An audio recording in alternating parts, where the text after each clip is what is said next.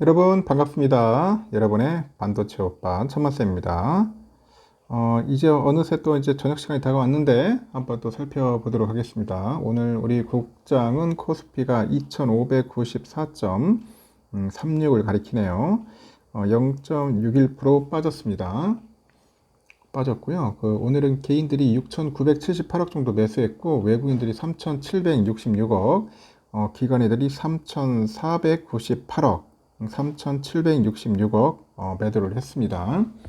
삼성전자는 1.15%, 하이닉스는 3.7 내려왔고요. 현대차 0.4, 셀트리온 1.19, 오선주 1.9, 기아는 0.8, 포스코홀딩스 0.79% 빠졌습니다.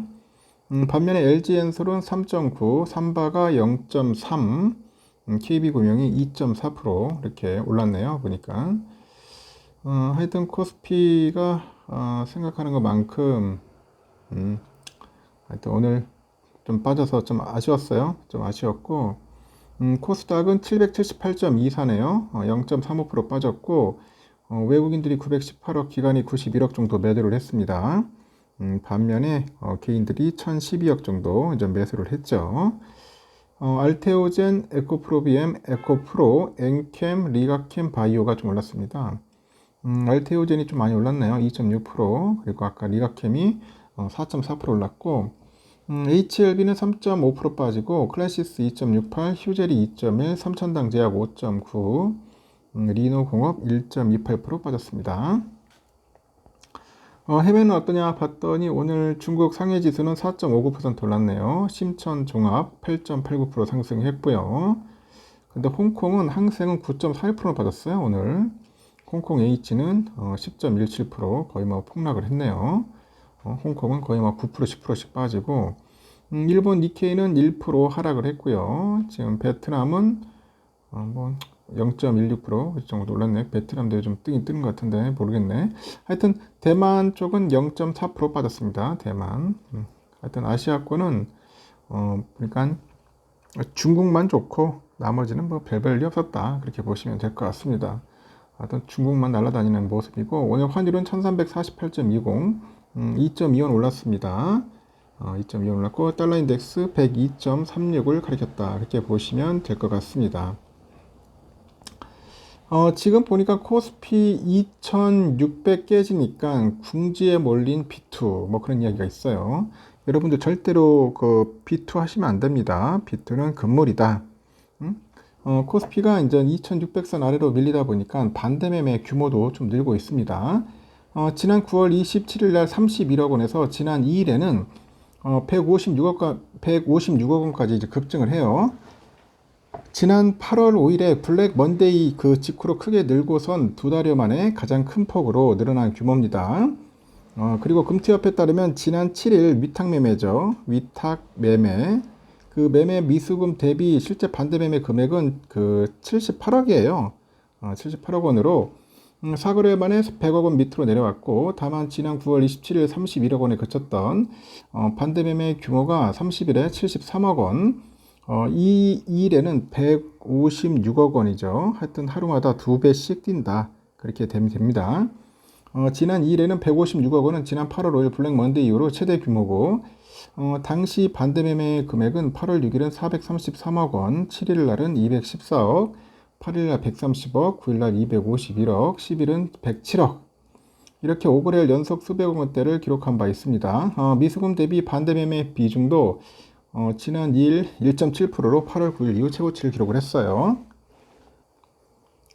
중동의 지정학적인 리스크가 이제 부각이 되면서 글로벌 증시가 약세를 보이고 있는데 징검다리 휴일 등 국내 유동성 위축 요인이 겹치다 보니까 B2를 시도한 투자자들이 이제 고전하는 거죠. 고전한다. 지난 9월 26일 2671.57까지 올랐다가 내리기 시작해서 코스피가 지난 7일에 2610.38로 반짝 올라요. 그래서 2600선 밑에서 하락으로 마감했다.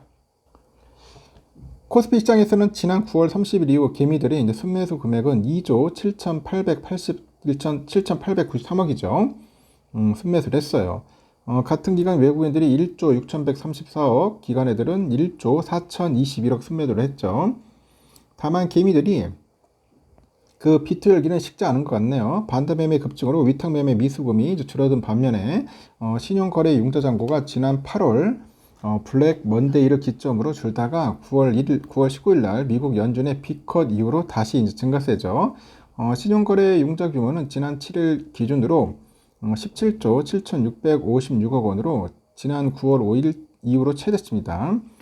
일반적으로 증권가에서는 신용융자의 잔고율이 높을수록 반대 매수의 그 가능성이 높다고 판단을 하고, 이날 기준 신용융자 잔고율이 가장 높은 종목은 갤럭시 SM 9.8%입니다. 우리바이오 9.5%, GSE, 랩지노믹스, 흥구석유. 하여튼 이렇답니다. 여러분 뭐 비트는 하지 마세요. 비트는 하는 게 아니다. 절대로. 그리고 또 아주 흥미로운 이야기인데, 그 미래에셋 자산운용의 타이거 2차전지, 그리고 전기차 ETF가 7종 해가지고 순자산 총합이 4조 원을 돌파했다고 하네요. 2018년 9월 국내 최초 2차전지 ETF인데, 그 타이거 2차전지 테마 ETF를 출시한 이후, 타이거 차이나 전기차 셀렉티브 ETF 등 그 국내는 물론이고, 중국의 2차전지하고 전기차 산업에 집중 투자하는 상품들을 선보였는데, 일단은 7일 종가 기준 국내 해외 주식형 타이거 2차전지 전기차 ETF 7종의 순자산 총합은 어느새 4조 4,294억 원이 됐다. 최근에 중국 증시가 반등하다 보니까 중국 전기차 투자 타이거 ETF에 대한 관심이 급증하는 추세고, 9월 말에 발표된 중국 증시 부양책은 시장의 예상을 크게 웃돈 실질적인 부양책들로 전기차 관련 기업들의 정책 수혜가 전망이 되네요. 이에 7일 기준 최근 1개월간 타이거 차이나 전기차 셀렉티브 ETF의 수익률이 44.3%, 레버리지형인 타이거 차이나 전기차 레버리지 ETF 수익률은 94.8%를 기록을 했네요. 미래에셋 운영은 국내 2차전지 전기차 산업에서도 다양한 투자의 그 기회를 제공하고 현재 인기를 끌고 있다. 그런 겁니다. 한동안 계속 주가 빠져가지고 상당히 고생했는데 이제는 좀 올라가지고 많은 분들이 탈출을 했습니다.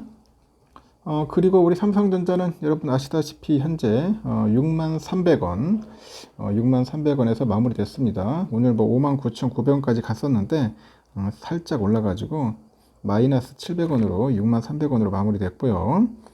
역시나 외인들은 422만 주를 매도를 했습니다. 그리고 기관애들이 143만 주 매도했고, 개인들이 550만 주를 이제 매수를 한 거죠. 개인들이 550만 주를 매수했다. 이렇게 보시면 되겠습니다.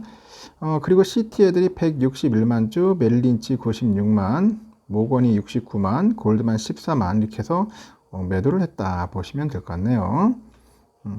우선주는 오늘 좀 충격스럽네요. 보니까 49,900원. 야, 드디어 5만이 깨졌네요. 오늘 5만 한 1, 200원에 맞출 줄 알았는데 살짝 깨트렸습니다. 49,900원 만들어 놨고, 외인들이 96만 주, 야, 많이 매도했어요. 오늘 우선주. 기관 애들이 1800주, 그리고 개미들은 95만 9천 주를 매수했습니다. 오늘 개인들 신나게 샀는데, 하여튼 UBS가 84만, CL이 27만, HSBC 26만, JP 17만, 메릴린치 16만 9천, 모건 12만, CT 4만 6천 이렇게 해가지고 아주 골고루 매도를 했습니다. 이렇게 해서 오늘 우선주를 완전히 망가뜨려 놨습니다. 일단 여기까지 하겠습니다, 여러분. 어쩔 수 없죠. 뭐 떨어진 거 가지고 뭐 후회한데 뭐 하겠습니까? 여기까지 하고 또 다음 시간에 또 뵙도록 하겠습니다.